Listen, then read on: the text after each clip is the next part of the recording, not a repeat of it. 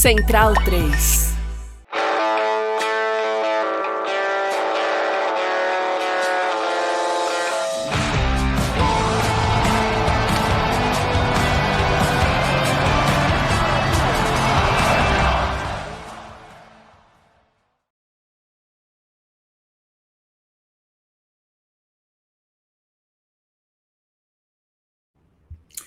Fala pessoal, sejam bem-vindos a mais uma edição do podcast Meio Campo, a edição de número 224, chegando ao fim dessa semana de algumas ligas europeias, algumas copas europeias, Copa do Brasil e algumas notícias, alguns acontecimentos que a gente vai comentar. Mas para começar, a gente quer fazer um anúncio, a gente vai dar uma ajustadinha nos horários da gravação do podcast. Para você que ouve no seu tocador favorito, ouve em formato de podcast, muda muito pouco. Na verdade, talvez entre mais cedo na semana, porque a gente agora vai gravar na segunda-feira de tarde, às 2 horas da tarde. Então, para pegar o mais quente ali do fim de semana. E em vez de gravar na sexta-feira, na hora do almoço, a gente vai gravar na quinta-feira, no começo da noite. Então, na quinta-feira, às 7 da noite. Basicamente, invertendo os horários. Então, para confirmar, agora o horário da live, né, para vocês que estão aqui conosco, que estão sempre conosco, é segunda-feira, às 2 horas da tarde, e quinta-feira, às 7 horas da noite. Tudo bem, Felipe Lobo?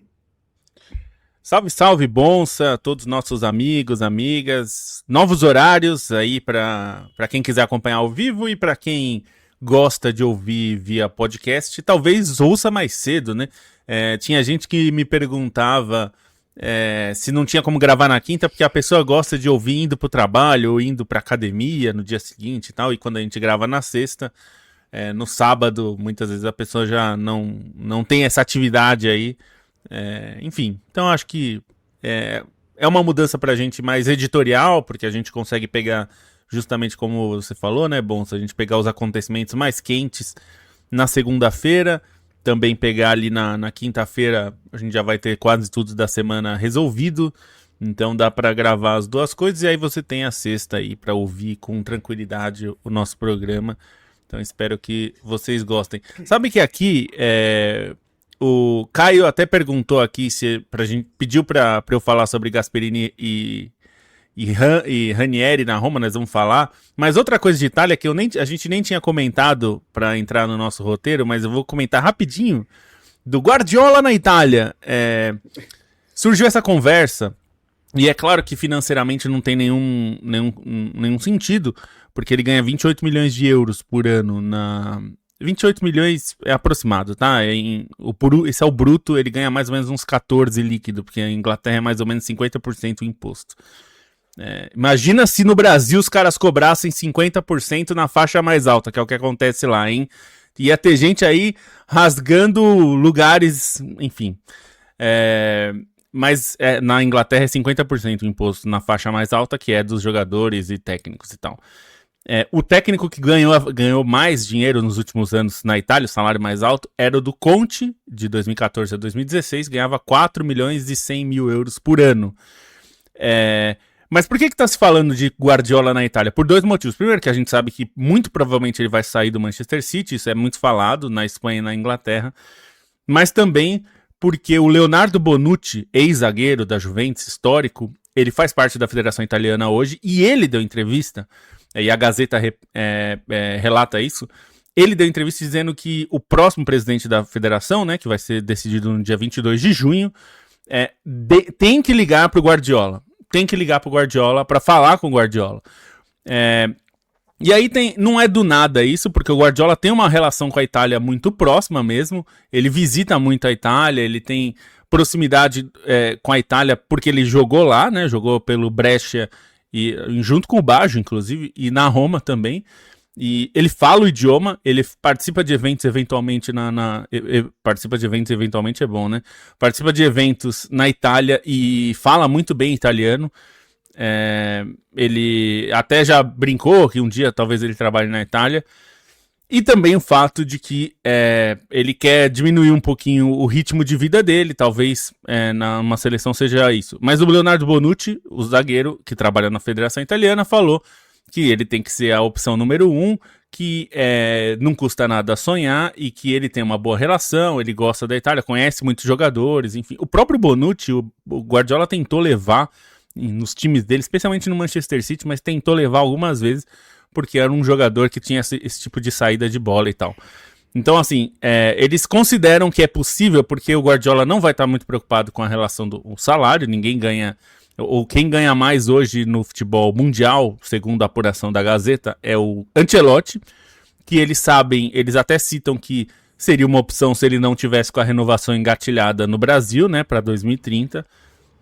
Ele ganha cerca de 9 milhões e 100 mil euros por ano, mais ou menos. Ele, segundo a Gazeta, é o que ele ganha pela seleção brasileira. E o Tuchel seria ele poderia ir para a Inglaterra, né, que é um lugar que ele já vive há muito tempo, mas o Tuchel também renovou, até 2028 pelo menos. Então, um cara da federação, que hoje é da federação, que é o Bonucci, está falando que ele tem que ir atrás. E que o que eles falam, né, e o Bonucci, enfim, já deve ter falado com o Guardiola algumas vezes, ele falou, o Guardiola ouviria, não sei se ele aceitaria, mas ele ouviria, ele não rechaçaria de cara. O que eu acho interessante, porque muita gente na Itália, né, Bonsa, não sei se você lembra, na época da Juventus dominante, tinha gente na Itália. E eu até fiquei tentando procurar para ver se eu achava quem é que tinha falado isso, mas eram os comentaristas, enfim, jornais, colunistas italianos. E talvez algum ex-jogador, algum ex-técnico que na Itália, todo ex-técnico, Capello, Sacchi, comentam tudo que acontece no futebol lá, né? Então talvez um deles. Mas eu acho que o Sacchi não falaria isso. Mas disse que o Guardiola atrapalhava o futebol. No sentido de que não que os times dele são ótimos, mas que todo mundo copiar o Guardiola é um problema. Então não era uma crítica direta ao Guardiola, assim, o Guardiola é ruim, mas todo mundo querer copiar o Guardiola é ruim. O que eu era um pouco exagerado, mas enfim. Mas é isso. Então, só pra comentar algo que não estava no roteiro, mas que tá sendo falado, foi uma manchete importante da Gazeta hoje. Então, assim, é mais ou menos baseado em fatos, não é exatamente, porque é uma pessoa da federação dizendo que tem que ser, não é ele que decide, né? Ele trabalha tipo um diretor de seleções, o Bonucci hoje não é exatamente isso, mas é quase. Então ele tá dizendo e tá dando a dica pro próximo chefe. Chefe, tem que falar com o Guardiola, beleza? Ele tá certo, tem que ligar, por que não? Se tiver disponível, se o Guardiola sair do Manchester City. Eu acho que ele também tá certo que o Guardiola é educado o suficiente para ouvir quando as pessoas estão falando com ele. Então, né, se ligar para ele e falar, ô Guardiola, podemos conversar? Ele não vai desligar o telefone na sua cara. Mas, assim, o próximo trabalho do Guardiola depende exclusivamente do que o Guardiola quer fazer. Não tem, com exceção de 600 milhões de euros por temporada da Arábia Saudita, o que nem está mais na mesa, aparentemente, não existe trabalho em que ele que vai conseguir convencê-lo do ponto de vista financeiro e talvez até esportivo, né? Ele precisa querer fazer aquilo ali. Então, ele vai voltar para o Barcelona? Talvez seja o mais próximo disso, né? De que ele seria convencido a treinar.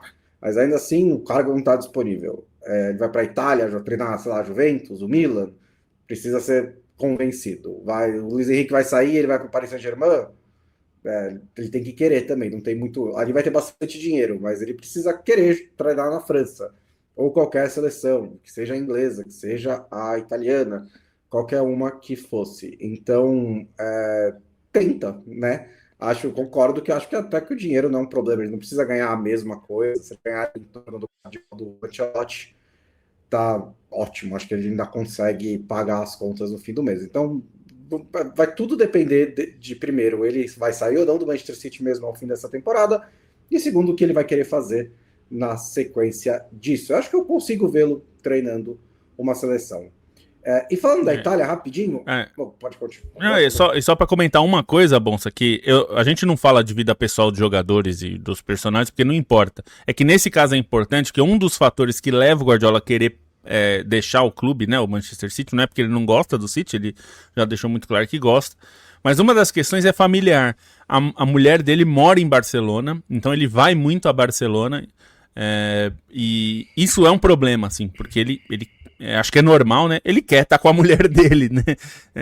Os filhos dele até já estão em faculdade e tal, mas ele quer estar mais com a família, o que faz todo sentido para alguém que trabalha no ritmo que ele trabalha. Então, se você treina uma seleção, é mais simples, né? A gente vê o Ancelotti, a esposa do Ancelotti hoje, namorado, não sei se ela é casado, mora no Canadá, né? É canadense, então ele consegue ir para lá sem acabar com a temporada do Real Madrid, né? Assim, seria meio impossível como técnico do Real Madrid.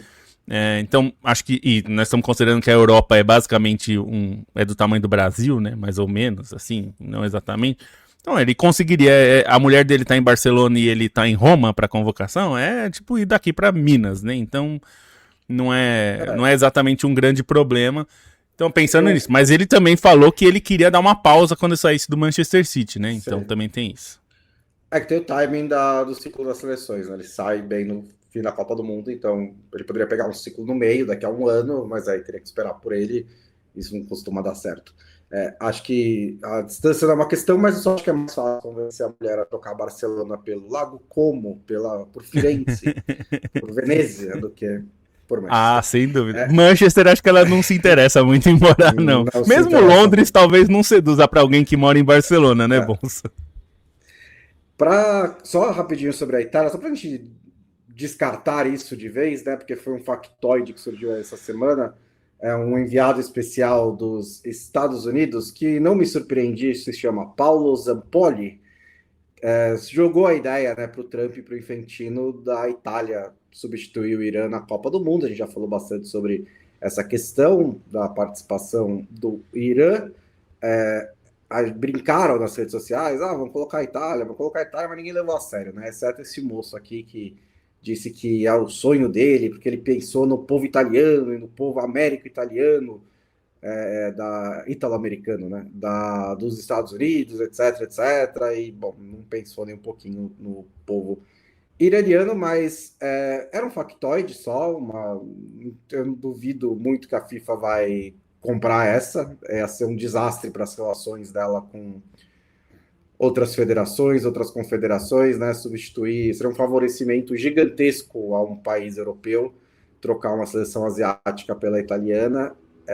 E os ministros da Itália, fiquei feliz de descobrir, rechaçaram a ideia logo de cara, né? Porque uma das coisas que diziam é que era uma maneira do Trump se aproximar da Giorgia Meloni, porque teve uns pequenos distúrbios ali no clube dos fascistas essas últimas semanas, mas os ministros da Meloni disseram não, né? O ministro dos esportes, Andrea Abod, disse que primeiro não é possível e que segundo não é apropriado, que se classifica para a Copa do Mundo em campo. O presidente do Comitê Olímpico Italiano, e como o Lobo várias vezes disse, tem bastante poder, né, no esporte da Itália, afirmou corretamente que se sentiria ofendido porque para ir para a Copa do Mundo você precisa merecer, e o ministro das Finanças, Giancarlo Giorgetti, diz que a ideia é vergonhosa, e eu concordo, existe um limite que a Itália, de vergonha que a Itália pode passar, né? Ficar fora de 3 Copas do Mundo é bastante vergonha. Disputar uma Copa do Mundo sem merecer é pior ainda. Não, e a FIFA não é burra a esse ponto, assim, sinceramente. O Infantino, ele pode ser... A gente pode ter muitos adjetivos para ele, mas primeiro, isso daí, além de toda a questão esportiva, que é óbvio, a gente que gosta do futebol e gosta do esporte, sabe que esportivamente isso é errado, né? É errado, assim, não tem... Mas do ponto de vista de político mesmo, como o Infantino é um político, do ponto de vista político é um desastre, porque você criaria um problema não só com o próprio Irã, que não vai abrir mão da vaga, a gente já falou várias vezes aqui, o Irã não vai abrir mão da vaga, ele só não vai para a Copa se ele não tiver condição nenhuma mesmo, se os caras acharem que não vai dar ruim, enfim, o Irã não vai abrir mão da Copa porque ele tem direito de estar lá, foi um dos primeiros classificados. Então, além de criar problema com o Irã, você criaria problema com a Federação Asiática e com vários outros países, porque a gente está falando aqui, tem pressão na FIFA de vários países, não só do Oriente Médio, mas da Ásia e de outros continentes, para que o Irã tenha segurança, porque muitos países estão preocupados de assim, peraí, se o país sede não consegue garantir a segurança do Irã, como é que vai garantir a minha segurança, né? Então, existe um problema aí político que o Infantino, que é um ser político, né, é um animal político, não vai entrar nessa seara. Eu acho que não pelo lado esportivo, porque de fato eu acho que esportivamente os caras fazem qualquer negócio, mas porque seria um grande gol contra do ponto de vista político e até comercial, né? Imagina o constrangimento para os patrocinadores, enfim. É um negócio que eles não vão fazer, né? Eles não são burros a esse ponto, não. O Marco Rubio, que é secretário de Estado dos Estados Unidos, disse, que perguntaram também para o Trump sobre o negócio do Irã recentemente, essa semana, e ele disse que ele piorou a situação, né? Porque ele falou que os jogadores do Irã podem entrar, o problema é quem eles querem trazer junto. Então é isso, eles têm que vir sozinho. Vem os 25, o técnico pode entrar, ou a comissão técnica, quantos membros, né? Porque essa que é a questão, do ponto de vista de segurança dos Estados Unidos, né? Estão com medo que o Irã traga terroristas disfarçados para a Copa do Mundo. Só que precisa vir gente para cobrir o Irã, precisa vir a comissão técnica, precisa vir a delegação, né? Também é injusto com o Irã que ele seja prejudicado na preparação e na infraestrutura de uma seleção que disputa a Copa do Mundo por causa disso. Então, o Irã não vai abrir mão da vaga na Copa do Mundo, mas é perfeitamente possível que se criem condições tão ruins para ele disputar a Copa do Mundo que ele vai falar: não estou abrindo mão da vaga, mas não dá para ir desse jeito, né? Seja do ponto de vista de segurança ou de restrições a profissionais que precisam trabalhar na seleção iraniana. Inclusive eles falaram sobre jornalistas, na verdade, terroristas disfarçados de jornalistas, né? A desculpa é para não dar visto para os jornalistas iranianos que vão cobrir a Copa. Então você imagina que louco. Eu repito algo que o Bonsa, né? Você falou várias vezes aqui, Bonsa, ao longo dos últimos anos. Você imagina se o Catar fizesse isso com a Inglaterra, por exemplo. Assim, eu nem precisa ser com a Inglaterra, podia ser com o Marrocos. Podia ser com uma seleção que não é tão forte politicamente. É inaceitável esse tipo de coisa, assim. E só tá acontecendo porque é os Estados Unidos, assim. É o tipo de coisa que, se o Qatar faz, até a FIFA toda, com essa politicagem toda, ia falar, não, pera aí, amigos, isso daí não pode, não. Então, assim, esse é o buraco que a FIFA se meteu. E eu espero, Bonsa, sinceramente, pra fechar esse assunto, que a FIFA tenha aprendido com essa lição. O Infantino, especialmente, tenha aprendido com essa relação dele com o Trump. Eles têm que aprender que para as próximas ele vai ter que agir diferente. A FIFA tem que ter uma posição diferente para que isso não aconteça mais. Inclusive pensando em 34, que é o mais arriscado que isso pode acontecer, né? Pelo menos a próxima Copa é em países teoricamente democráticos. Pelo menos bem mais do que os últimos 3. Vitor Clay mandando boa tarde por aqui, a Cecília mandando boa tarde, Amal fora da Copa é triste demais. Ele não tá fora da Copa, então boa notícia. Ele deve voltar em cerca de um mês, bem no meio entre a primeira e a segunda rodada da fase de grupos da Espanha, mas a gente vai falar em breve sobre isso, sobre essa pequena epidemia de lesões. Vitor Clay também disse que perderam o Estevão e também o Militão, um golpe duro para a seleção. O Militão também deve retornar. O Estevão é um caso bem mais complicado. O Fernando Andrade dando um ao vivo lá de Calgary, no Canadá, onde a primavera nos traz sensações térmicas de -10. Como disse o Lobo, né? A terra da senhora Ancelotti. O Caio Januário aqui pedindo para o Lobo falar sobre Gasperini e Ranieri, vai falar daqui a pouquinho. O KDB 8 mencionou o Guardiola na Itália. Boa tarde para o Getro Martins, também citando o texto do Léo Bertozzi sobre graves lesões em jogadores jovens, né? Que eu, inclusive, linkei no meu texto sobre as lesões de jogadores, que vai ser enviado na newsletter do Meio Campo daqui a pouco. Aconteceu, né, Lobo? Assim, a conta chegou, aparentemente. E aí, não é a conta do Mundial de Clubes sozinha, né? Porque é verdade, o Yamal não jogou o Mundial de Clubes, eu lembro. Mas ele teve uma influência, né? O Estevão jogou o Mundial de Clubes pelo Palmeiras. O Estevão fez 80 jogos em 1 ano e meio. O Estevão teve basicamente algumas semanas de pausa entre o fim do Mundial de Clubes e o começo da temporada europeia. como apontou Leonardo Bertozzi, o corpo dele ainda está em formação física, assim como o do Lamine Yamal. O impacto do excesso de jogos é maior nesses jogadores mais jovens, mais o Gnabry machucou, fora da Copa do Mundo. O Militão machucou, talvez não dispute a Copa do Mundo. O Hugo Ekitike, algumas semanas atrás, também se machucou, está fora da Copa do Mundo. E tem mais um monte de jogador, o Rodrigo já estava fora da Copa do Mundo, e tem alguns jogadores que tiveram, entre aspas, a sorte de se machucar antes. Então eles poderão chegar à Copa do Mundo. Tem um monte de jogador que está em processo de recuperação já há algumas semanas, como Alisson, Endo, Reece James, um monte de jogador de seleções importantes, capitão do Japão, que está correndo contra o tempo para disputar a Copa do Mundo. E é inevitável que isso aconteça, né? Eu nem preciso de estudos, tipo, tá tendo mais lesões esse ano do que nos 2 anteriores, ou não é uma questão específica dessa temporada, é um processo e é uma tendência que a gente vem apontando há muito tempo de ampliação e criação de novos torneios. O Lamine Yamal não disputou a Copa do Mundo de Clubes, mas ele disputou 2 vezes a Champions League com 4 datas a mais. Ele disputou 3 vezes a Supercopa da Espanha com 2 partidas. Ele disputou a Liga das Nações com quartas de final, que não acrescenta datas ao calendário internacional, mas troca possíveis amistosos ou rodadas despretensiosas eliminatórias por jogos competitivos de mais exigência física. Então a exigência física aumenta.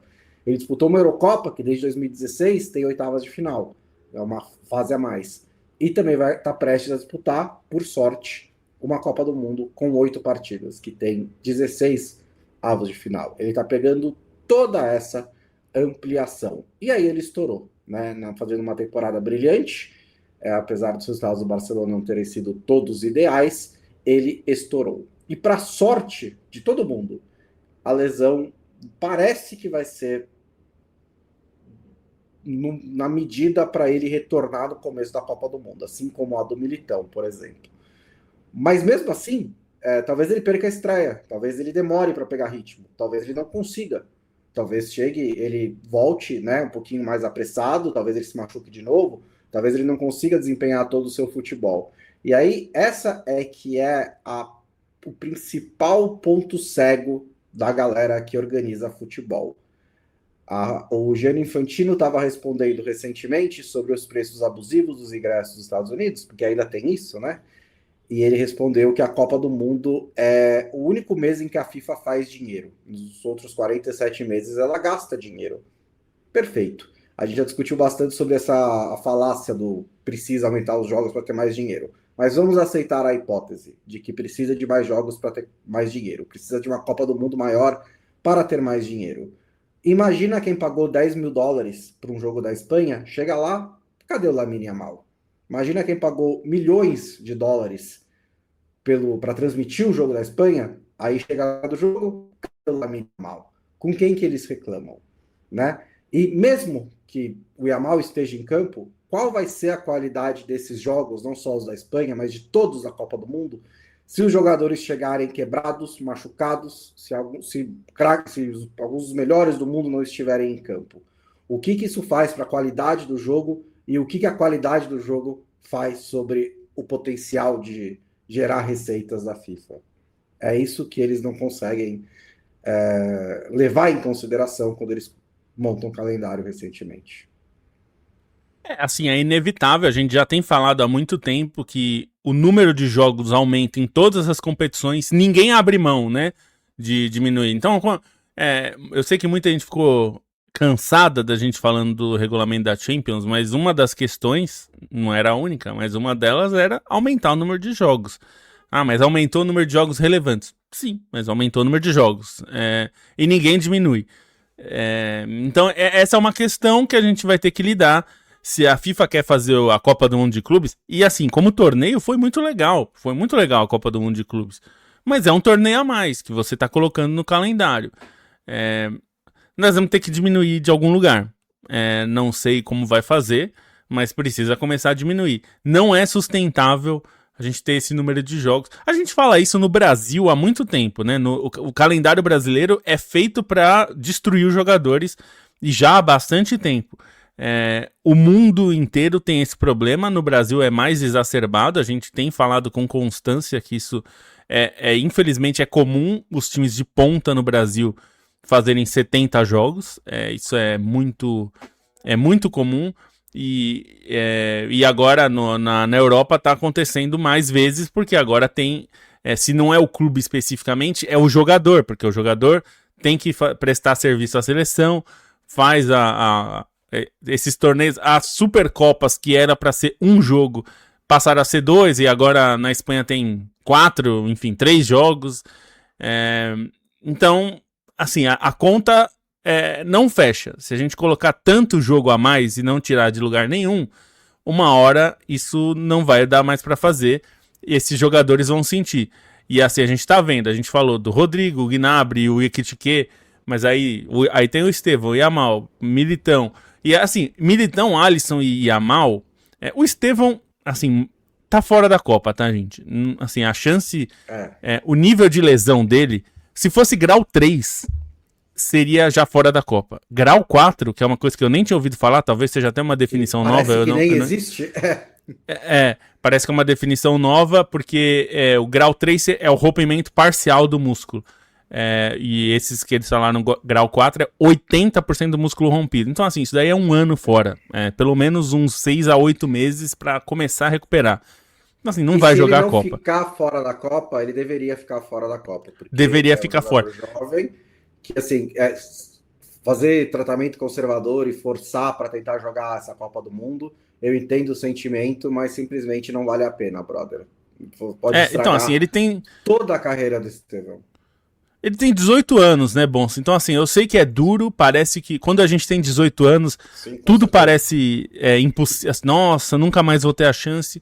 Mas ele é um talento geracional, assim, o Estevão é um cara que numa situação normal vai ter outra chance, e ele tem que pensar na Copa. Eu vou lembrar um caso, aliás, 2 casos que são famosos, mas um que é muito famoso pra gente.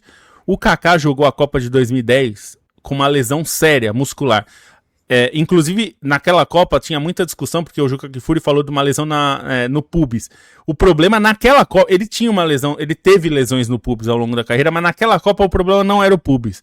E por isso que ele usou pra, enfim, rebater na época, falar que não era verdade, porque tecnicamente não era verdade, a lesão não era no pubis. Mas ele tinha uma lesão no joelho muito séria. E ele, inclusive hoje, esses programas de resenha, o Elano contou num programa, acho que no próprio resenha, que o Kaká mal conseguia andar nos treinos.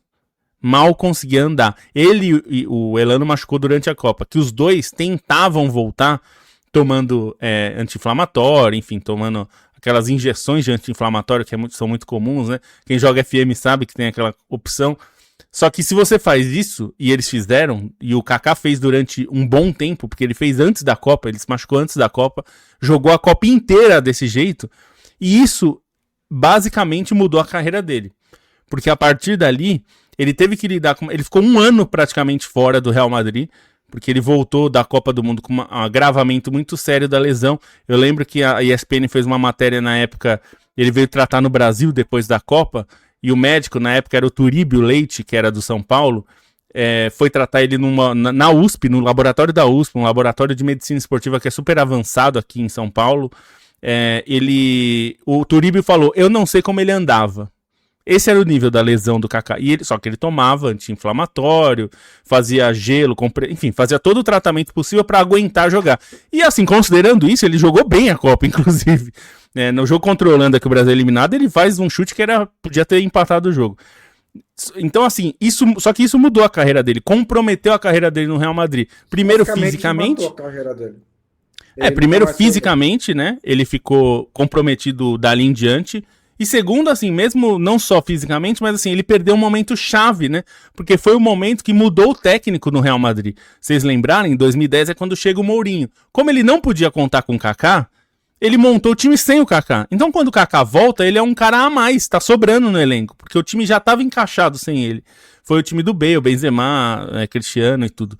Então, meio que ele sobrou. Se ele tivesse disponível desde o começo para brigar pela posição, não teria jogado a Copa, seria duro para ele, mas ele talvez tivesse uma carreira para poder jogar em 2014, que ele tinha idade, por exemplo. Ele tinha idade para estar em 2014, mas fisicamente foi uma opção.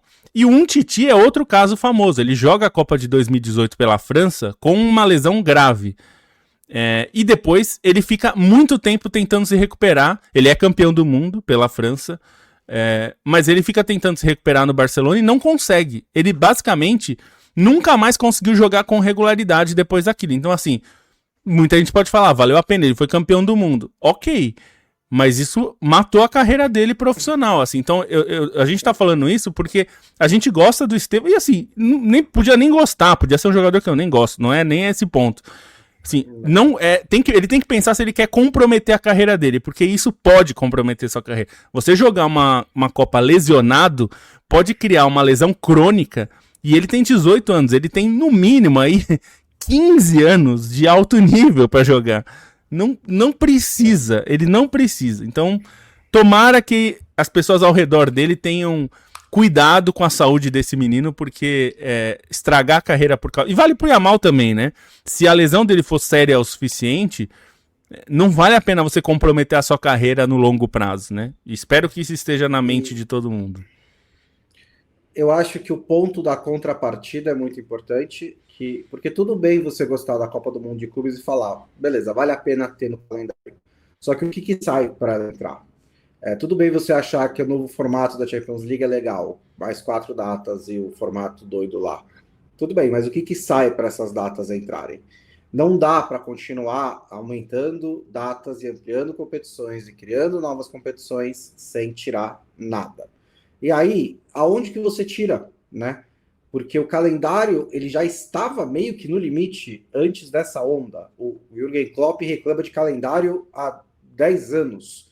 Os treinadores de elite reclamam de calendário há muito tempo, né? Mesmo antes, quando você tinha, lembro no Liverpool, que era o Salah e o Mané, basicamente não tinham férias de meio de ano, eles mudam a Copa Africana de Nações, aí tinha competições e outros jogadores também jogavam Copa América e ficaram, sei lá, 3 anos sem ter férias de verdade, né? Era uma coisa que ele reclamava. Então o calendário já estava no limite antes de começarem a aumentar. Então, beleza, dá para tirar, sei lá, datas FIFA. Eu acho que tem um excesso de datas FIFA. Não precisa de 6 no ano? Quer cair para 4? Beleza, você abriu 2 semanas, que seja. Não acho que é o bastante. Mas outro caminho é reduzir o futebol nacional, é reduzir a Liga Nacional. Em vez de 38 rodadas, ter menos para você colocar mais jogos de competições continentais ou de seleções, ou o que quer que seja. Só que aí a gente está indo no caminho da Superliga. E eu achei que a gente odiava a Superliga. Então, tipo, não é uma Superliga que vai tornar totalmente obsoleto o Campeonato Nacional, mas você está tirando a importância de um e aumentando a importância do outro, e você está se aproximando dessa ideia. Eu não acho legal, eu não acho que eu faria isso. Eu acho que tem que ter um equilíbrio no calendário. Então, de novo, eu não... Porque muita gente na semana também mandou, mas os jogadores aceitam jogar menos, ganhar menos, e, bom, voluntariamente não, né? Mas se você negociar com eles, talvez eles aceitem ganhar menos. E a gente está num sistema capitalista, até onde eu sei. Então, se o mercado não comporta as demandas salariais dos jogadores, a única solução não é só aumentar o mercado, né? Você não paga, né? O mercado não consegue pagar. Então, os jogadores, o Bayern de Munique diz não, o Manchester United diz não, o Juventus diz não, o empresário vai pedir menos. Obviamente, é muito claro isso é uma lógica simples. Então, você pode negociar com o jogador. Você pode aumentar suas receitas de outras maneiras. Você pode... Você vai me dizer que todos os clubes do mundo estão com receitas de bilheteria, comercial, venda de jogador, grande base, tudo maximizado. Não tem nenhuma ineficiência nessas propriedades. Não é verdade. Eu tenho certeza que não é verdade. Eu sei que não é verdade. E o terceiro é que, assim, não dá para você me dizer que está faltando dinheiro enquanto vocês desperdiçam dinheiro, né? Desperdiçam dinheiro a rodo. A gente já fala do Chelsea daqui a pouco. Gastou 1 bilhão de euros, 1,5 bilhão de libras desde a venda do Abramovich para o Todd Boehly e não tem um goleiro de elite, não tem um centroavante de elite, tem 800 pontas e ninguém sabe quem são os titulares. O Chalobah é o zagueiro que mais joga, e o Chalobah é formado em casa. Eles gastaram um monte de dinheiro em defensor, ainda joga o moleque formado em casa. E se tudo der certo, que eu acho que não vai dar, eles vão terminar em 6º lugar na Premier League, depois de terminar em 4º, depois de terminar em 6º. Então, eles estão gastando tudo isso para ficar exatamente onde o Chelsea deveria ficar por inércia. Então, tem um gigantesco desperdício de dinheiro e vocês estão me dizendo que precisam quebrar os jogadores para ganhar mais dinheiro para poder desperdiçar, né? Então, para compensar as cagadas que vocês fazem gastando o dinheiro que vocês têm, vocês querem quebrar os jogadores para pegar mais dinheiro. Eu também não consigo defender isso. E pela última vez, não sei se vai ser pela última vez, provavelmente eu falo isso mais vezes, vamos testar o valor da escassez, né? Vamos testar o que aconteceria se, em vez de ter 7 Bayern de Munique e Real Madrid por ano, tivesse um a cada 3 anos. Qual seria a audiência desse jogo? O que aconteceria se houvesse menos jogos e eles fossem mais importantes? Se fosse raro, um evento, um acontecimento, quando grandes clubes europeus se enfrentam, em vez de ser agora... você nem percebe mais. Sai a tabela da Champions League, é tipo, de novo Real Madrid e Liverpool, de novo Bayern não sei o quê. É o que acontece quando você banaliza esse tipo de confronto. Então, também tem esse caminho para seguir. Eu acho que esse é um ponto que eu tava pensando agora, Bonsa, a escassez. O futebol não sabe trabalhar com escassez, né?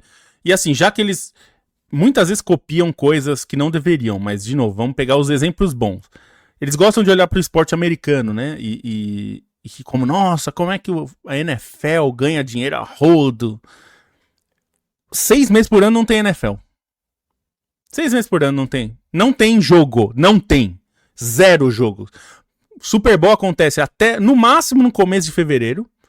E só em setembro tem temporada de novo. As pessoas, quando começa a temporada regular da NFL, os caras estão sedentos por jogo. Se matando pra estar no estádio. E eu não tô dizendo que tem que ter 6 meses sem futebol. Não é isso. Futebol é um outro esporte. Nós estamos falando da NFL, uma liga local, nacional. Não é isso. Tô dizendo que E isso, o Brasil, de novo, o Brasil é um exemplo muito claro disso, né? A gente termina a temporada em dezembro e começa em janeiro. Não tem como. Eu tenho quase certeza que a NFL teria mais jogos se não fosse tão perigoso para os jogadores, né? Porque eles apanham. Se a associação, se o sindicato, olha, cuidado com essa palavra, o pessoal tem medo. Nos Estados Unidos tem um negócio chamado sindicato de jogadores, que os caras falam, não vai ter mais jogos, não. Já ventilaram a ideia do 17º jogo, mas eu tenho certeza que seriam mais, mas acho que isso seria o ano inteiro, né? Porque acho que eles têm essa noção de que a escassez gera, e não só de ver, mas o que o jogo significa, né? A NFL, assim, você perde 3 jogos, às vezes você está fora dos playoffs, você está em uma situação muito complicada, você já começa a entrar em Então, cada jogo vale mais, né? Cada jogo vale bastante, né? Em contraste, por exemplo, com a NBA, que está tendo o mesmo problema do futebol brasileiro, do futebol europeu, do futebol brasileiro, que é uma temporada longa demais, com muitos jogadores se machucando, os playoffs acabaram de começar, tá tendo um monte de lesão, e a temporada regular tem cada vez mais sido chata, enfadonha, né? Porque os jogos não valem tanto, porque os jogadores se poupam, eles colocaram uma regra lá que você precisa jogar 65 vezes no mínimo para poder se qualificar para os prêmios, e alguns jogadores entraram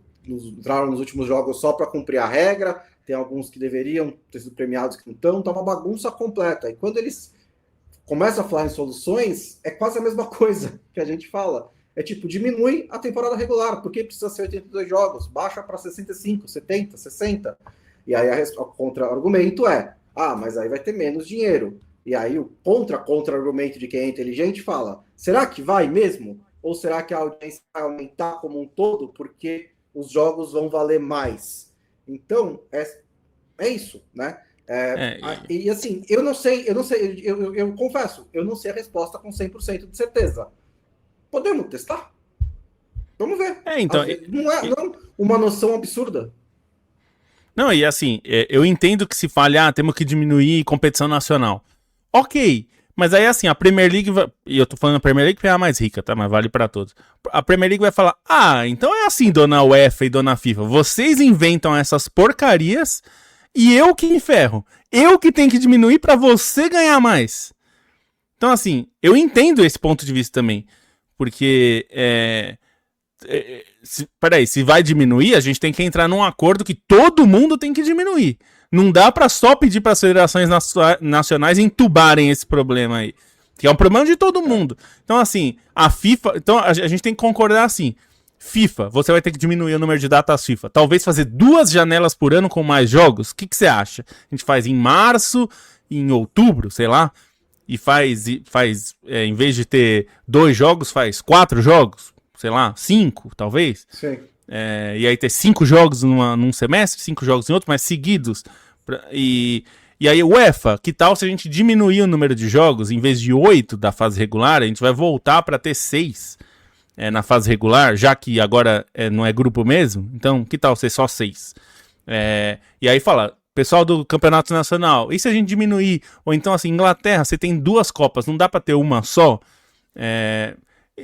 Então assim, não dá pra você só um lado dessa história, porque também falar assim, e eu entendo também se a FIFA olhar, quando a pessoa fala, tem que ter menos data FIFA, fala, então eu diminuo e vocês aumentam.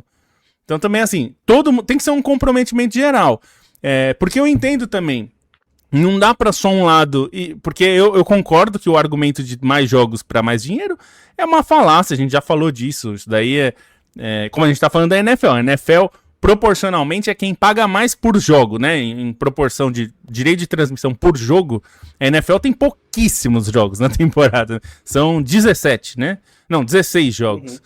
Enfim, eventualmente vai mudar para 17, eles estão discutindo. Mas, enfim, mesmo que fosse 17, como eles estão discutindo para os próximos contratos, 17 jogos no ano. E depois os playoffs. Então, assim... que são assim 17 também, né? Os playoffs, tipo, 3, 4 jogos, acabou. Acabou. Então, assim, eu acho que a gente precisa discutir isso. Aqui no Brasil, eu entendo, por exemplo, quando as pessoas falam, tem que diminuir o estadual e não vai diminuir Copa do Brasil. Eu acho que dá pra diminuir a Copa do Brasil, sim. Dá pra você fazer jogo único desde a primeira fase, já que querem fazer jogo único na final, que é a pior ideia possível. Mas já que querem fazer, então faz em todas as fases, que também é uma estupidez, né? Que é assim, jogo único no começo, aí no meio 2 jogos, aí no final um jogo só. Enfim, esse já falamos disso. Mas assim, eu acho que tem que ser um compromisso de todo mundo, da FIFA, da UEFA, Conmebol e todas as federações continentais, das federações nacionais, das ligas. Todo mundo a gente precisa diminuir o número total de jogos, justamente por isso que talvez é pouco valorizado, que é o número de jogos. E até outro exemplo do esporte americano, Bonsa, no beisebol tá se discutindo a mesma coisa, porque a temporada do beisebol é a mais longa. Né? O beisebol é um absurdo, porque a temporada regular é 160 jogos, 164 jogos. O beisebol é o esporte mais antigo é o esporte organizado mais antigo, se a gente pensar, né, de liga, porque é do século XIX. E assim, é mais até de forma organizada, do jeito que é mais próximo do que era antes, né? Então, assim, mudou muito menos o beisebol em relação ao futebol, por exemplo, que mudou completamente, é outra coisa em relação ao século XIX. Então, assim, tá se discutindo lá, porque os times têm 160 jogos, assim, é uma loucura. Porque o beisebol, tudo bem, eles têm um elenco super grande e jogam 5 jogos seguidos, assim, 5 dias seguidos. E com times completamente diferentes de um dia pro outro, né? Mas eles estão discutindo, porque assim, como é que você faz o seu torcedor pagar o Premiere deles lá, o pay-per-view deles, para assinar, para assistir o jogo do seu time, ou assinar a TV local, né? Lá é muito comum que tem muita TV local, então aqui, por exemplo, em Limeira tem a EPTV, seria como se você tivesse que assinar aqui o Sport TV local para assistir todos os jogos do seu time. Digamos que a Inter de Limeira fosse... assinando aqui o canal local, você tem todos os jogos do seu time. Isso... Mas assim, 5 jogos na semana é uma loucura, né? Assim, como é que você fala pro cara... E é jogo 4 da tarde. Porque o beisebol ainda tem isso, eles são super tradicionais. Então, assim, escassez é importante e a gente fala disso. Já pensou se o Campeonato Brasileiro acaba no começo de dezembro e só volta em março? Eu acho que seria bom. Primeiro, você tem férias e você tem escassez. O torcedor precisa sentir um pouco de falta. A gente não tem nem...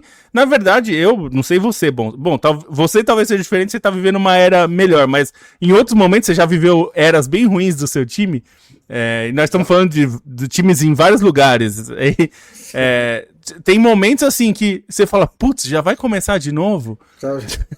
Meu Deus do céu, me dá um pouco de alívio aqui.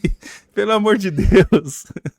O J. Pereira 87 lembra que já são 17 jogos na NFL, ele tem razão. E o campeão joga no máximo 20 jogos, 17 na temporada regular. Vamos ver, tem mais um mês até o começo da Copa do Mundo, 2 meses do começo da Copa do Mundo, né? Mais um mês de futebol europeu, um mês e pouquinho, para ver se quem mais se machuca e quem consegue se recuperar. Estamos entrando na reta final do programa e falar rapidinho sobre 2 acontecimentos do futebol inglês, né? Começando pela demissão do técnico do Chelsea, que é o Liam Rosenior, que é um técnico jovem, parece gente boa, parece inteligente, eu acho que vai ter muito sucesso na carreira. Vamos todo mundo esquecer que ele passou pelo Chelsea, porque é um trabalho que se tornou impossível, né? Eu estava na cabeça escrever um texto sobre como o Chelsea é o clube ChatGPT, né? É onde o ChatGPT encontra os financial bros, né? É tipo, o ChatGPT encontra o Wall Street. É assim que é o Chelsea hoje em dia, né? O Chelsea não é o primeiro clube comprado por um hedge fund, por uma empresa de venture capital, mas acho que é o primeiro que está sendo gerido exclusivamente como um. Porque o rolê todo do Chelsea vem comprar jogador jovem e contratar ativos em baixa e tentar valorizá-los e revendê-los. E ter lucro. É basicamente isso que é a única estratégia que eu consigo visualizar para o que o Chelsea está fazendo. E acho que o que é bastante trágico é que eles são muito ruins nisso, mesmo nessa estratégia, né? É como se fosse um hedge fund ruim, porque eles, primeiro, não contratam só jogadores com potencial de valorizar, eles contratam qualquer um que passa pela frente. O próprio Todd Boyle admitiu que ele só contratou o Cucurella porque o City queria, porque ele contrata jogadores que os rivais estão interessados. Eles contrataram o Garnacho, que até teve um momento que poderia ser contratado por mais pelo Napoli, né? Teve uma especulação quando o Kvaratskhelia saiu, mas não era um jogador que eu olhava e falava, esse vai explodir. Então, não tem um critério, né, na contratação dos jovens, e o ambiente que se cria em Stamford Bridge não valoriza o jogador, né? Simplesmente não valoriza o jogador. Um dos maiores investimentos do Chelsea foi o Enzo Fernandes. Eles pagaram mais de 100 milhões de euros pelo Enzo Fernandes. Eu não vejo nenhum cenário em que ele é vendido por mais nesse momento. E o Enzo Fernandes estava voando quando ele é contratado. Hoje em dia, ele é, assim, um dos melhores jogadores do Chelsea, mas você não vê a evolução do Enzo Fernandes. Ele não cresceu significativamente como jogador, né? Porque você tem essa ambiente horrível dentro do Chelsea. Todos os treinadores que passaram por lá, Pochettino, Maresca, Potter, agora o Rosenior também, reclamaram que os jogadores não fazem o básico, que falta experiência no elenco, que falta, né, uma estrutura de futebol, de gente de futebol em torno do time do Chelsea. E os donos não conseguem entender isso. Que não dá para você ter um time... Assim, dá se você for o Brighton. Se você é o Chelsea, não dá para você ter um time que só tem jogadores de 21, 22, 23 anos, ou 24, 25.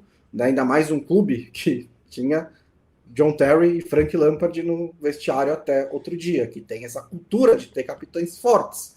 Além disso, além de tudo. Então, o Chelsea não pode ser... Porque a diferença entre o Chelsea e o Brighton é que se o Brighton fica fazendo, ou qualquer outro clube, girando o jogador, comprando jovem, valorizando e vendendo, e termina em sexto, sétimo, oitavo, é um sucesso para o Brighton.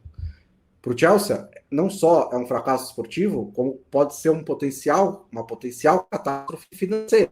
Se o Chelsea não for para a Champions League nessa temporada, a coisa pode ficar muito ruim do ponto de vista financeiro por causa das receitas que eles vão perder. A coisa já está bem ruim do ponto de vista financeiro. O Chelsea é simplesmente um clube, nesse momento, sem alma. nenhum, né? Como num texto do chat GPT, sem nenhuma humanidade, sem nenhuma alguma coisa que passa assim. São pessoas que estão trabalhando aqui. Os caras se reúnem, jogam futebol, às vezes dá certo, não é que foi tudo um desastre, eles ganharam a Conference, ganharam o Mundial de Clubes, mesmo nessa temporada tiveram boas vitórias, ganharam do Barcelona, ganharam do Liverpool, não é sempre ruim, mas não tem um projeto, não tem nenhum tipo de formação coletiva de time. Assim, não, eu adorei a sua analogia do chat GPT com os financial bros aí. Essa é bem boa, porque assim, tem outros fundos que trabalham. O Milan, por exemplo, é de um fundo, de um hedge fund. A própria Inter, o principal acionista é um hedge fund também. Acho que a diferença é que o hedge fund não está gerindo o clube. O hedge fund é o acionista, mas eles contrataram gente do futebol. No caso da Inter, por exemplo, é o Marotta, que é o Beppe Marotta, que é um executivo de longa data no futebol italiano, enfim. Então, é um cara que tem experiência com futebol, né? A sensação que o Chelsea dá é que os caras saíram dos Estados Unidos, do esporte americano, são donos de franquia de beisebol, uma das maiores franquias do mundo, né? Dos esportes, em Los Angeles, e foram gerir o Chelsea e achando que esporte é tudo a mesma coisa. E não é, né? Assim, são coisas muito diferentes. E o Chelsea é muito mal feito, assim, as coisas são muito mal feitas, é muito mal planejado, o elenco é mal montado, a escolha dos técnicos nunca parece seguir uma linha lógica, e mesmo a contratação de jogadores não segue essa linha lógica, né? Parece que eles... parece alguém jogando FM sem ter a menor noção. Então, assim, sai contratando qualquer um que aparece, o cara é oferecido, ele fala, nossa, bom esse cara, vou contratar. Não, mas eu tenho 14 pontas. Não, mas esse cara aqui é bom, eu posso pagar esse preço. E aí você monta um elenco sem nenhum equilíbrio, e aí acontece isso que você falou. Você tem o Chalobah sendo o líder da defesa, sendo que é um jogador que é bom jogador, mas assim, não tem uma política clara, porque, por exemplo, existe alguns clubes têm uma política clara de eu quero apostar em jogadores da base para ter, sei lá, 20% do meu elenco tem que ser da base. Eu quero apostar em jogadores nacionais, enfim, apostar em talentos nacionais. Não tem essa política no Chelsea. A única política que é clara é isso que você falou. Eles querem contratar barato para vender. Barato não. Eles querem contratar jovem para vender por mais caro do que eles pagaram, né? Não é necessariamente barato. Lógica de e aí ação, é isso. Né? Fica. Exatamente. Eu compro achando que vai subir mais do que eu tô pagando, né? E é um pouco a lógica que leva às falências, né? Que as bolhas funcionam assim, né? Você compra achando que vai aumentar, não aumenta, você quebra. A questão claro que não é sempre comprar assim. barato ou caro, né? Tipo, você comprar ação da Apple hoje achando que vai crescer ainda mais. Né? Então tá caro hoje, mas pode ser que cresça, então você lucra. Então é basicamente isso que eles fazem com vários jogadores, né? Caicedo, Enzo Fernandes, esses jogadores foram hiper caros, né? Eles precisam de muita valorização para gerar dinheiro. Assim, toda a vibe desse Chelsea é o disruptivo, né? É o financial, startup disruptiva. Eles chegaram no futebol e falaram, vamos fazer as coisas diferentes. Então, contrato de 8 anos, 9 anos, 7 anos, a gente vai manejar o sistema aqui, a gente vai contratar, e tentando fazer isso com técnicos também, né? Eles chegaram à conclusão, saiu em vários lugares, que técnicos não são importantes. Então, tudo bem, vem o Rosenior, o Maresca, quem quer que seja, não é o técnico que importa. E, tipo, isso a gente também sabe que, às vezes, a importância do técnico é superestimada, mas sim, o técnico importa bastante. O Rosenior foi demitido depois de 3 meses num contrato de 6 anos e meio. Eles pegaram um cara que tinha sido treinador por 15 minutos e deram um contrato de 6 anos e meio.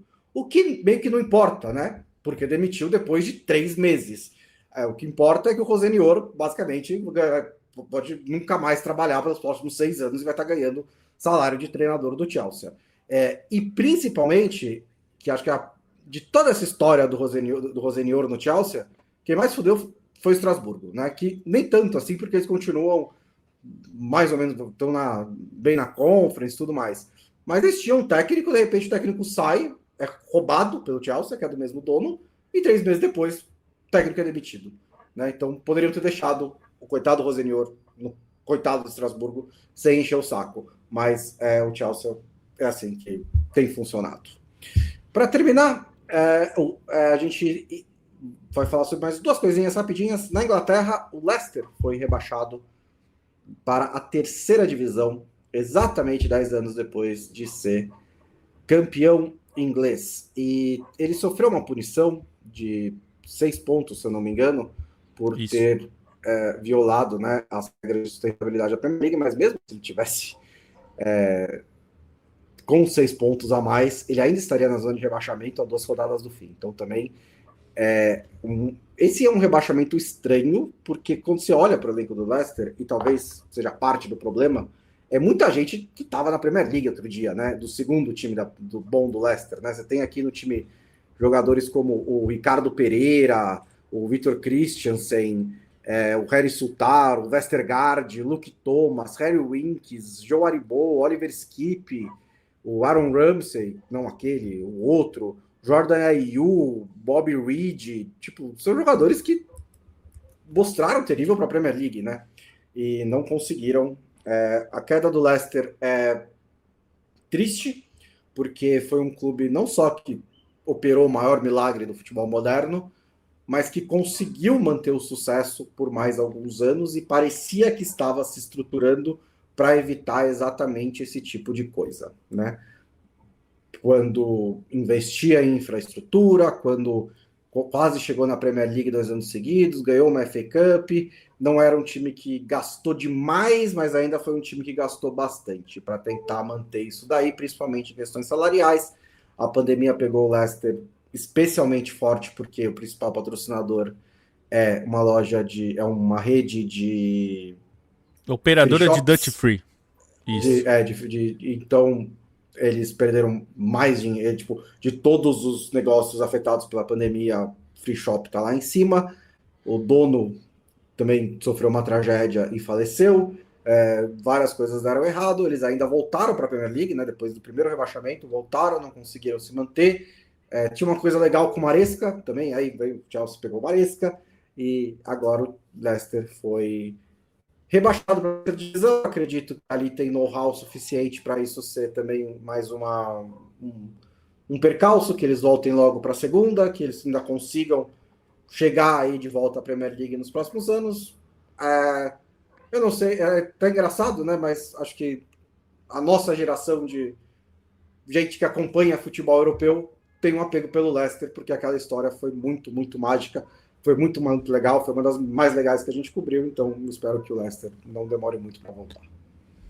Assim, é um caso de, assim, é muito claro vendo o que aconteceu com o Leicester e olhando, eles gastaram mais do que eles podiam gastar, e chegou um ponto que os próprios donos, o atual dono, que é o filho do Vichai, né, que era o dono que morreu em 2018, disse que assim, o clube não tinha o tamanho da ambição que eles tinham. E isso fez com que eles gastassem mais do que eles poderiam ter gasto. Eles ganharam uma Copa da Inglaterra em 2021. Então, assim, é recente, mas isso, assim, já dá pra saber que era um problema, porque a punição vem por causa da temporada que eles sobem pra Premier League. A punição é daquela temporada. Então, na verdade, eles gastaram mais do que podiam pra subir. E aí, na temporada, na primeira divisão, eles tiveram que contrair os gastos, não conseguiram, ficaram a 17 pontos da salvação, então, quer dizer, eles caíram com muita sobra. E aí, daí em diante, as coisas foram piorando, porque eles não tinham dinheiro para manter o time que já estava lá na segunda divisão. E as coisas degringolaram. A King Power, a gestão não conseguiu ser boa. O Vichai tinha uma liderança muito próxima, né? Ele era muito próximo do dia a dia do clube. A morte dele trouxe uma mudança muito grande. Os filhos contrataram diretores de futebol que são muito questionados pela torcida. Então, assim, é um caso... sem querer simplificar demais, porque nunca uma tragédia desse tamanho, né, de rebaixamentos consecutivos, se a gente pensar que o time caiu da primeira para a segunda divisão em 2022-23, subiu de novo, subiu com uma espécie de doping financeiro, gastando mais do que podia, foi punido por isso. Aí, só que ele é punido, demora para analisar as contas, né? Porque as contas só saem muito tempo depois. E aí caiu para a segunda divisão, foi punido na segunda divisão com 6 pontos, e aí isso pesou demais. O time gastou o que não tinha, e aí é um problema porque o time, como você disse, conseguiu ficar ali brigando pelo 5º lugar, próximo da Champions League durante alguns anos, né?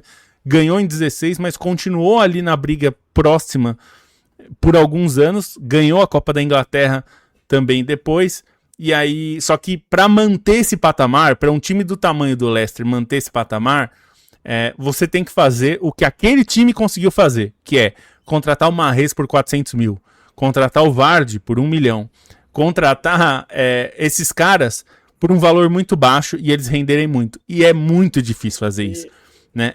Não só você precisa de competência, você precisa ter... exatamente. Não dá pra você contratar um jogador... eu tava vendo, mesmo os jogadores que chegaram depois e tudo mais, o Harry Winks foi comprado por 10 milhões de libras. Assim, ele tinha que dar muito certo, porque é um investimento que para um time desse patamar, assim, é alto. Então, tudo isso... Eu nem vejo, tipo, um grande erro. Foram vários, assim, acho que ele errou...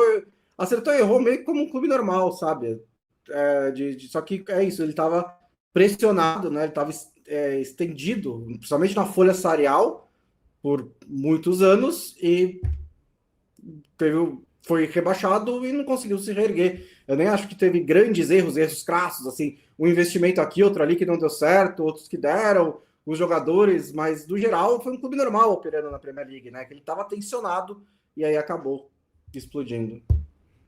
Então, eu acho que juntou tudo, né? Juntou uma gestão que não era mais tão competente, não conseguia mais fazer esse tipo de coisa, errou algumas apostas, as coisas deram muito mais errado, não era, como você falou, o elenco não era para ser tão ruim a ponto de cair para a terceira divisão, e agora o time vai ter que provavelmente vender vários dos seus jogadores de base para conseguir manter. Vários desses jogadores que são de Premier League, como você falou, estão com o contrato acabando, certamente não serão renovados, e o time vai ter que se remontar completamente, e assim, vai ser difícil voltar para a segunda divisão, porque a briga, a gente sabe que esse nível, a briga é muito voraz, né, na Ligue 1,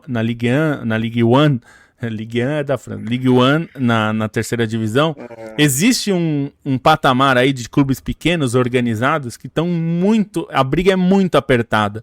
Então, o time vai precisar fazer uma gestão forte.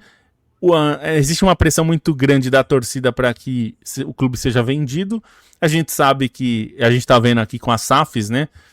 E até acho que o paralelo com o Botafogo é um pouco esse. O Botafogo está sentindo um pouco na pele isso, né? Assim, o time teve muito sucesso em campo, mas investiu mal o dinheiro, enfim.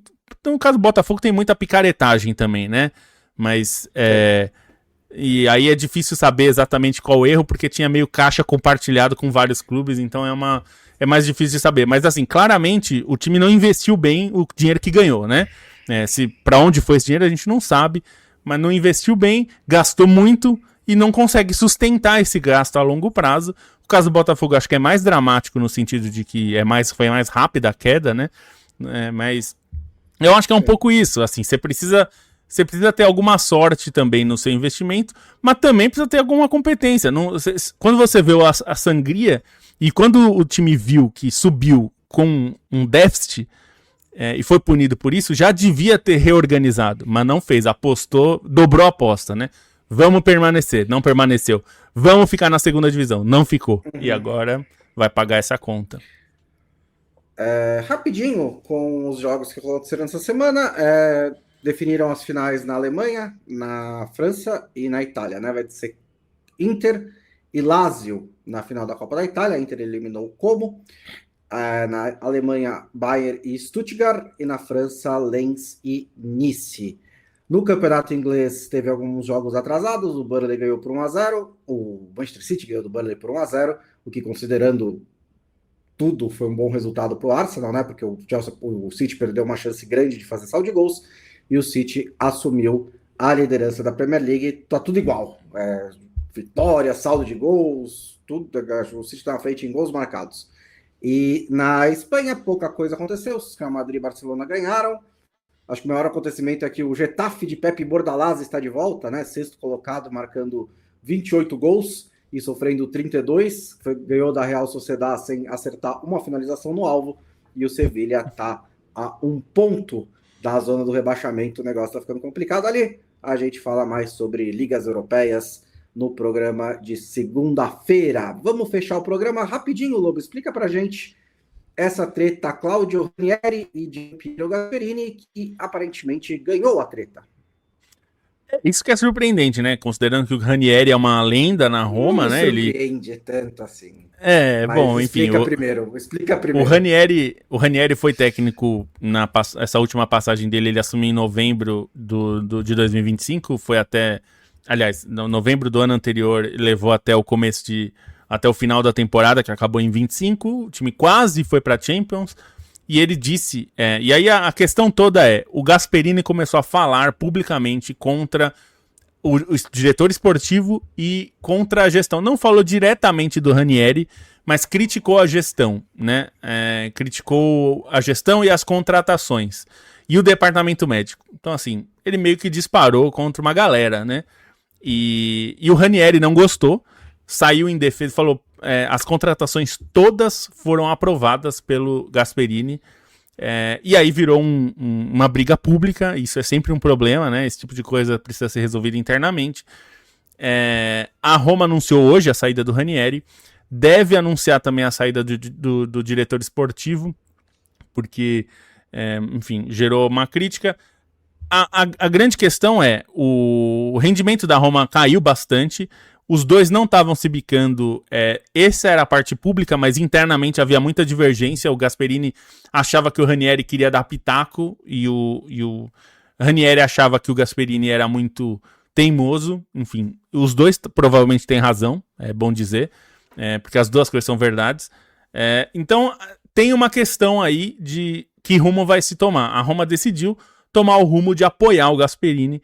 Ele vai continuar como técnico. O clube, no comunicado que anuncia a saída do Ranieri, diz que tem uma liderança, a Roma acima de tudo, e que confia no trabalho do Gasperini e tudo mais. Está se especulando que o Totti vai ser contratado para ser o diretor esportivo, que não vai cuidar da parte de contratações, mas vai ser uma espécie de anteparo, digamos, para ser o anteparo da diretoria com o Gasperini, para ser o cara que intermedia a identificação deles, a análise deles é que existe um problema de relacionamento do Gasperini com o corpo técnico, o corpo diretivo, né? Então eles acham que precisa de alguém que amacie essa relação e não que cause mais atrito. Eu acho que até pode fazer sentido essa leitura, mas não sei se o Totti vai ser o cara para isso. O Totti não é exatamente um cara doce de amansar ambiente, né? Assim, exatamente. Então, não sei. Também não sei se ele vai ser contratado, tá? A especulação é que pode ser que ele seja contratado. O ponto é que, assim, o Gasperini vai chegar na próxima temporada, ele não vai pra Champions, tá? Tá longe, a situação tá difícil, é muito improvável, é possível, mas é improvável nesse momento. Então, a situação o Gasperini vai começar a próxima temporada, a gente falou outro dia do Arne Slot. Eu acho que vai ser uma situação relativamente similar, no sentido de que, assim, o clube confiou, agora você vai ter que entregar. E se não entregar até outubro, a pressão sobre ele vai ser tamanha que eu acho que ele não sobrevive até o fim do ano. Então, assim, ele vai ter que mostrar. E ele é bom técnico, e ele realmente precisou de um tempo na Atalanta para fazer funcionar. Não foi do dia pra noite. Mas a gente tá falando da Roma. A Roma não é. A paciência não é da Atalanta. Então, vamos ver o que vai acontecer, né? Eu acho que a Roma escolheu certo, se era realmente um ou outro, porque o Gasperini é muito melhor no trabalho dele do que o Ranieri já se provou ser. E eu adoro o Ranieri. Eu acabei de falar que eu tenho muita afeição pelo Leicester que ele montou. Aquilo foi uma aberração em todos os sentidos, inclusive na carreira do Ranieri, que um ano antes tinha perdido para Ilias Farrell no comando da Grécia. E desde então não fez nada, e antes tinha passado por alguns clubes grandes, feito uns trabalhos razoáveis e tal, um outro bom, mas ele nunca foi um técnico de elite. O Gasperini teve momentos recentes, outro dia, que estava entre os melhores técnicos da Itália, e ele comandou a imagem dele, o melhor projeto da Itália dos últimos anos. Então, se eu fosse precisar escolher entre um e outro, eu apostaria que o Gasperini ainda pode dar certo, até também porque esse cargo do Ranieri na Roma sempre pareceu meio tipo, você ajudou a gente na temporada passada, né? E a gente não gosta de você, mas tá, fica aí como conselheiro, conselheiro sênior, é isso? Fica aí. E era meio que, claro, por que ele não é diretor, ele é conselheiro sênior, e por que ele apita tudo? Por que ele dá entrevista? Por que ele tá apresentando tudo? Ele tá agindo como diretor de futebol, mas ele é conselheiro sênior. Então, por mim, acho que eles tomaram a decisão certa. O trabalho do Gasperini tem que melhorar também. Foi a primeira temporada. A Roma vai terminar onde a Roma terminou em todos os últimos 8 anos. Vai ser a mesma temporada. A Roma tem a mesma temporada há muitos anos. E assim, o Francesco Totti não é quem você contrata para apagar incêndio, porque o efeito colateral de contratar o Francesco Totti é que você vai ter que demitir o Francesco Totti. E aí, bicho, é outra coisa. E a Roma já demitiu o Francesco Totti 2 vezes. Então, assim, se você for contratar de novo, tenha certeza que você não vai demitir pela terceira. Porque imagino que vocês tenham a noção do que é a relação, vocês diretores da Roma, torcedores e Francesco Totti naquele clube. Então, lidem com cuidado. Não é para trazer o Totti para fechar um buraco aqui e depois mandar embora, né? Como, infelizmente, muitos clubes fazem com os seus ídolos, como o Chelsea, para voltar, fez com o Lampard recentemente. O negócio pega fogo, às vezes, literalmente, quando esse tipo de coisa é feita na Roma com nomes como Totti, De Rossi, essa galera que tem status de Deus nesse clube, o que é uma das relações mais legais. Mas então, tratem ela com respeito. Quer contratar o Totti? Eu acho que o Totti deveria trabalhar na Roma para sempre. Só que saiba o que você está fazendo e não seja emergencial, né? É para realmente ele ter um cargo ali e ficar até, né? Saiba o que ele pode entregar e o que você pode esperar dele, como que vai ser essa relação de trabalho, não como um escudo, porque as coisas estão um pouquinho bagunçadas nesse momento. O tiro no pé pode ser gigantesco. Exatamente, ainda mais porque ele tem muita personalidade, o Gasperini também. Se eu fosse diretor da Roma, ou tivesse algum poder de mandar na Roma, o que eu faria era contratar o Totti como embaixador vitalício do clube. Daqui até o fim da sua vida, você vai ser embaixador, a gente vai montar eventos para você ser celebrado como você merece, e para ele falar sobre o clube e tudo mais, enfim, ser uma pessoa que representa a Roma no mundo, inclusive, mandar para eventos em outros lugares. Ele vai ser um embaixador, porque ele tem que ser isso, ele é um símbolo vivo da Roma, né? Assim, talvez seja um cargo que o da Roma seja embaixador informal, né? Mas você que até acha que é algo que os clubes até fazem menos do que deveria, alguns clubes, e aqui no Brasil mais ainda, não sabem usar isso, né? Assim, tem que contratar esses caras para serem embaixadores, sei lá, pegar o Palmeiras, pegar o Evair, o São Paulo pegar o Raí, enfim, pegar esses caras para serem embaixadores e ter eventos com a torcida e tudo mais. Não sei se ele é o cara para apagar incêndios mesmo, e a Roma precisa entender como é que funciona, porque vamos lembrar que ela demitiu o De Rossi, quando o De Rossi não fazia uma má campanha, estava num mau momento, mas tinha feito uma boa campanha. Então a torcida ficou muito pé da vida, com toda a razão, porque com o De Rossi eles tiveram uma paciência muito pequena. O que o Gasperini tá vivendo agora é o que o De Rossi viveu, só que o De Rossi eles demitiram. Então, assim, faltou esse nível de confiança que eles estão tendo com o Gasperini, que tá correto, eles não tiveram com o De Rossi. Então, eu acho que é isso que a torcida da Roma cobra. Então, assim, você quer bancar o Gasperini? Show, nós vamos apoiar. Só que na hora que você se acovardar atrás do Totti, a gente vai cobrar. Porque esse é o ponto também, né? Não vai se acovardar trazendo o Totti para poder demitir o Gasperini depois, achando que tá tudo bem, né? É um pouco o que aconteceu no São Paulo agora, demitiram o Crespo bem, porque aí trouxeram o Rafinha para ser o anteparo ali, não sei o quê. Se o Roger for mal e você quiser demitir o Roger, tem que sair o Rui Costa e o Rafinha junto. Então, assim, você quer demitir o Totti, tem que demitir a diretoria inteira antes. Vocês estão preparados para isso? Teve um momento em que o São Paulo demitiu o Rogério Ceni, né? Então, assim... Pois é, 2 vezes já, né? Exatamente. Então, cuidado com esse tipo de coisa.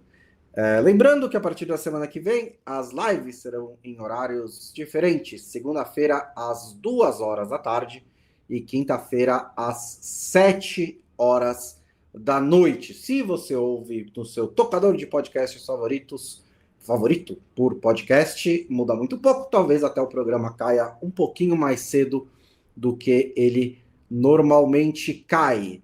Se você gosta do nosso conteúdo, se você gostou desse programa, se você gosta do que a gente escreve na nossa newsletter lá no Substack, né, no Substack do Meio Campo, você pode nos apoiar lá pelo Substack, assinando a newsletter, ou no clube de membros do canal do Meio Campo no YouTube. Tem lá planos e benefícios, inclusive a partir da categoria Centenário, você também ganha acesso à newsletter exclusiva para assinantes que nós enviamos na terça-feira. A que a gente vai mandar daqui a pouquinho é aberta para todo mundo. Então, se você também não puder contribuir financeiramente, não quiser, pega essa newsletter que a gente vai enviar, que é aberta para todo mundo, e manda para todos os seus amigos e fala, esses caras, eu gosto deles. E isso também ajuda bastante. A gente volta na segunda-feira. Tenham todos um ótimo fim de semana.